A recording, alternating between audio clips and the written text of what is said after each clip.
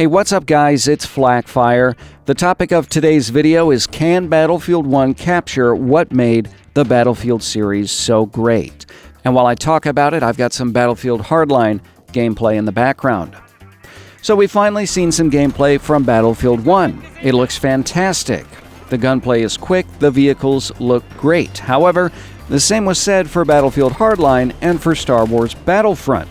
Both of those games underperformed. Hardline because it lacked an emphasis on destructibility and vehicles, and Battlefront because it lacked some substance and was too repetitive. So how will Battlefield 1 be different? And how should it be different? Based on what we've seen, Battlefield 1 seems to be approaching this in all the right ways. It's sticking with a class-based system, it's allowing you to modify weapons, and it's got lots of vehicles. These are key to any good Battlefield game.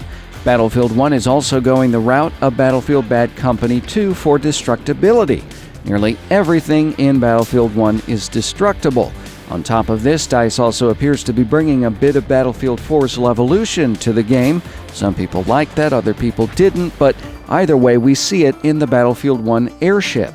When shot down, the airship destroys everything around it, leaving its twisted wreckage on the battlefield as an obstacle and as cover, and it's never in the same place. This approach to destructibility represents the best of both worlds and results in a constantly evolving and changing battlefield. And it's yet to be seen, but I would also suspect that the other behemoth vehicles will also have the same kind of impact. But is that enough? Another key feature for any Battlefield game is weapon selection. Based on the pre-alpha gameplay, DICE has done a great job not only of selecting weapons, but balancing them properly. We've only seen a handful of weapons so far, but the choices haven't been the most obvious, so it's safe to assume there are a lot of yet-to-be-seen weapons coming up in Battlefield 1, and there needs to be if this game is going to be successful. Similarly, Battlefield 1 needs a wide variety of vehicles. We've seen a couple of tanks, armored cars, and some airplanes. There's also quite a bit more in the game's concept art, so it appears the franchise won't make the same mistake Hardline did in limiting vehicle warfare. These vehicles also need effective counters. It's part of balancing the game, and it's something DICE did not do well with Battlefront, so I think that expectation for Battlefield 1 is there. Progression for unlocking weapons and attachments should also stick to the tried-and-true Battlefield formula.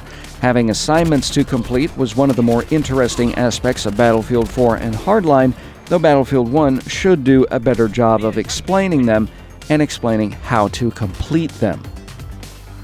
And for maps and modes, Battlefield as a franchise has some of the best maps in multiplayer gaming history. Not every map is going to be a Metro or a Caspian Sea, I get that, but DICE needs to spend some time crafting some great maps. Fantastic maps won't save a game though, as evidenced by Battlefield Hardline, but they will help. We've already been told Battlefield 1 will feature some of the biggest and some of the smallest maps in franchise history.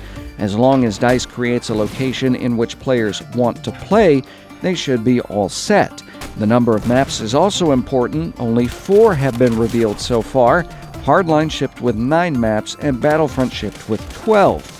DICE needs to provide a pretty varied playing field, and based on what I've seen about Battlefield 1, it looks like they're going to do just that. In regards to game modes, DICE has already let the cat out of the bag with operations. The game mode, designed to last longer than an hour, sounds like warfare on an epic scale and completely appropriate for the Battlefield franchise.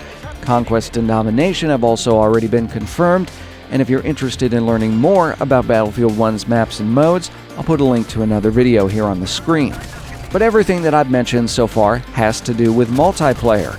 And yes, Battlefield as a series has its roots in multiplayer, but we can't ignore the fact that single-player experiences have actually become a part of the franchise, or that the reason they have is because the most recent Battlefield games have told pretty damn good stories, and the Battlefield Bad Company franchise in particular.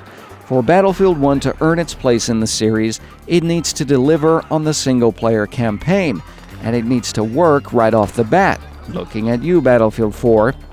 World War I is a fantastic setting for brand new stories that have yet to be told in mainstream media. DICE has the ability and the opportunity here to create a memorable campaign and lay the groundwork for a successful sequel by embracing the truly global conflict that was World War I. I believe if DICE and EA do all this right, coupled with a relatively non-exploitative DLC policy, Battlefield 1 will be the most successful game in the franchise history.